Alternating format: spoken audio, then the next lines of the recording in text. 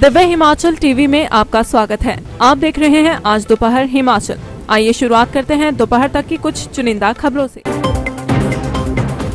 हृदय गति रुकने से हमीरपुर के एक जवान की मौत। प्रश्नोत्तरी में बिलासपुर ने हासिल किया पहला स्थान। अचानक गायब हो गया 8 साल का बच्चा, फिर देखिए क्या हुआ। रेट लिस्ट न लगाकर ग्राहकों को चूना लगा रहे दुकानदार, कांग्रेस ने मांगी कड़ी कार्रवाई। जवाली में पानी को लेकर धरना प्रदर्शन, 9 दिन से प्यासे ढन पंचायत के लोग। और अब समाचार विस्तार से। सेना में तैनात हमीरपुर जिला के बलोह निवासी नरेश कुमार की हृदय गति रुकने से मौत के बाद क्षेत्र में मातम छा गया है।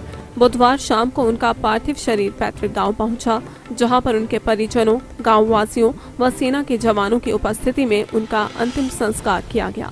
नरेश कुमार 43 वर्ष के थे। इससे पहले भी वह 15 साल तक भारतीय सेना में रहे, जिसके बाद वह सेना से रिटायर हो गए। लेकिन देश प्रेम का जज्बा उनके अंदर कूट-कूट कर भरा था, जिस कारण 3 साल पहले ही उन्होंने एक बार फिर से डिफेंस सर्विसेज को ज्वाइन कर लिया था। लेकिन मंगलवार को सुबह 10 बजे हृदय गति रुकने से उनका देहांत हो गया। और अब आप सबके लिए युवा संदेश। नमस्कार, मेरा नाम राघव शर्मा है। मैं बिलासपुर हिमाचल प्रदेश का रहने वाला हूं। जैसा कि आप सभी लोग जानते हैं, जो कोरोना की सेकेंड वेव है उसमें सुधार आ रहा है, केसेस में कमी आ रही है, स्थिति ठीक हो रही है थोड़ी। पर इस बीच हमें यह ध्यान में रखना है कि हम सैनिटाइज़र का प्रयोग करते रहें, मास्क का प्रयोग करते रहें, नियमित रूप से अपने हाथों को धोते रहें, ताकि जो कोरोना की थर्ड जो लेयर आने वाली है, थर्ड वेव आने वाली है, उसका शिकार ना हो। उच्च शिक्षा विभाग बिलासपुर ने एक बार फिर प्रश्नोत्तरी प्रतियोगिता में प्रदेश भर में पहला स्थान हासिल किया है। इससे पहले भी उच्च शिक्षा विभाग बिलासपुर ने ऑनलाइन इस प्रतियोगिता में पहला स्थान हासिल किया था। बता दें कि कोरोना महामारी के चलते स्कूली नौनिहालों को ऑनलाइन शिक्षा मुहैया करवाई जा रही है। अभी तक शैक्षणिक संस्थान बंद रखे गए हैं, लेकिन स्कूली नौनिहालों को ऑनलाइन प्रतियोगिता का आयोजन हर सप्ताह किया जा रहा है। इस बारे में उचित उपनिदेशक राजकुमार शर्मा ने कहा कि स्कूली नौनिहालों के लिए प्रश्नोत्तरी प्रतियोगिता का आयोजन किया जा रहा है, जिसमें बिलासपुर जिला ने पहला स्थान हासिल किया है। जी सर, पहले स्थान पर रहा हुआ है बिलासपुर डिस्ट्रिक्ट, क्या कहेंगे इस बारे में? हर घर पाठशाला के तहत वीकेंड जो क्विज होता है सैटरडे, संडे एंड मंडे, उसमें जिला बिलासपुर प्रथम स्थान पर रहा है। इसमें हमारे हिमाचल में जो सबसे ज़्यादा परसेंटेज है वो 66% है, वो जिला बिलासपुर की है।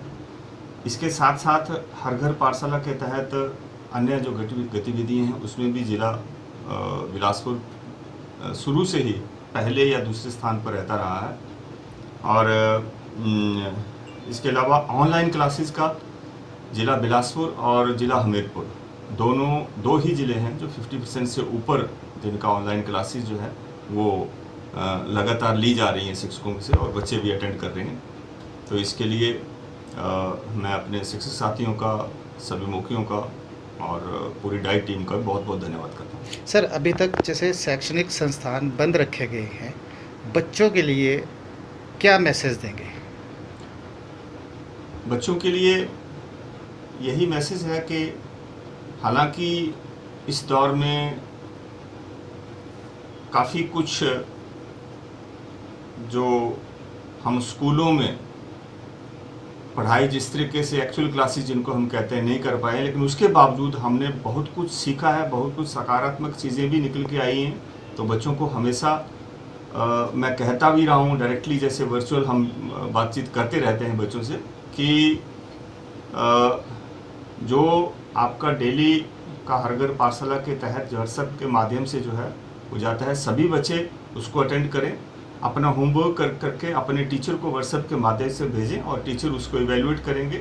साथ में सभी बच्चे क्विज कॉन्टेस्ट जो है वो जो वीकेंड पे होता है उसको भी अटेंड करें, और ऑनलाइन क्लासेस भी जो है वो सभी बच्चे, हमारी कोशिश है, यही बच्चों के लिए संदेश है और शिक्षकों के लिए भी यही संदेश है कि ज़्यादा से ज़्यादा बच्चों को प्रोत्साहित करें कि वो क्लासेस जो है वो बराबर जो है वो अटेंड करें।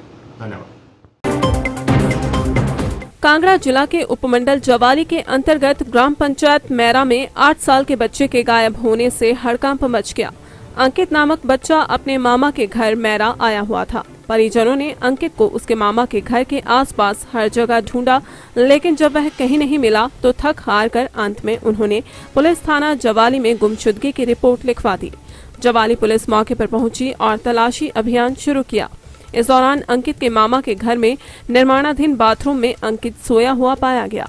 बच्चे की नानी ने बताया कि वह अपने घर जाने की जिद कर रहा था और नानी ने उसे अगले दिन घर छोड़ने के लिए कहा था।